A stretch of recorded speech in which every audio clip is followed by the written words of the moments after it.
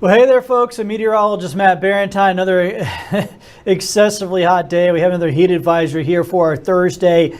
It'll be sultry and hot all through the day. You're going to see heat index values getting up to around 110 again this afternoon. There will be some spotty storms, so hopefully that'll help us out a little bit, but probably not a whole lot. So today, once again, is Thursday. We're looking at really high heat index numbers today.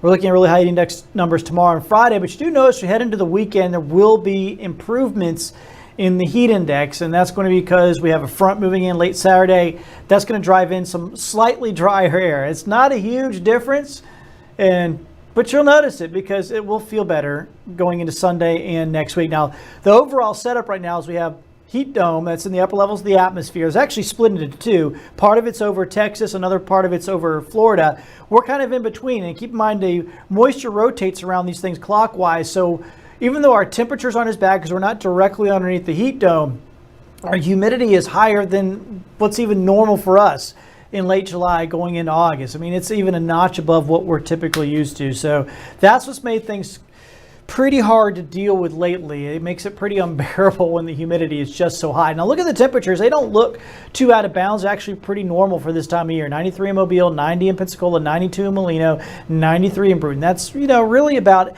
average for us at this time of year. The problem is our humidity levels are even a notch or two above what we typically get, and that's what's putting our heat index numbers up around 110. And I know I can hear people saying, oh, well, we get to, yeah, we do this every summer, no doubt about it. But we've had a long run of it here the last couple of weeks. It's just been pretty rough and not many breaks, so that's made it tough. And even for us, this is at the top of the scale. Yes, we do this every year, but there's only so many days a year we have heat index values over 110 and above. There's usually a handful of days that are like that, even for us. Now, we have lots of days where we have heat index values in the triple digits. Tons of days in the summertime where we see 100, 104, 105 for heat index. But to get to 110 and get above that, even for us, that's a lot. Futurecast, I think it'll be pretty quiet today. There will be some showers and storms scattered about here today, spotty showers and storms. I think the Futurecast is probably undercutting the activity a little bit, but we're not expecting 80% rain chances either. It's just going to be some, spotty to scattered showers here today. Once again, it's going to be very hot, well up into the 90s there today, but that's normal hot as far as the temperatures are concerned. It's really about the humidity. That's what's making things feel a lot more unbearable. The rip current risk is low today and through the weekend. So that is good news. You want to head to the beach. Looks like really nice conditions there. Also, really good boating forecast for the next several days as well. Pretty calm conditions, light seas, and really just overall good conditions. I mean, I guess unless you're taking a sailboat out, it'll be a little more difficult there. But if you're taking the regular old power boat out, we should be fine. No tropical development over the next 7 days. Now, I will say in the long range, looking out, past a week, some of the models are beginning to hint at some issues in the tropics. But, we'll be moving into early August, which is when activity generally picks up anyway. So it's no surprise that the models are starting to see some hints of stuff.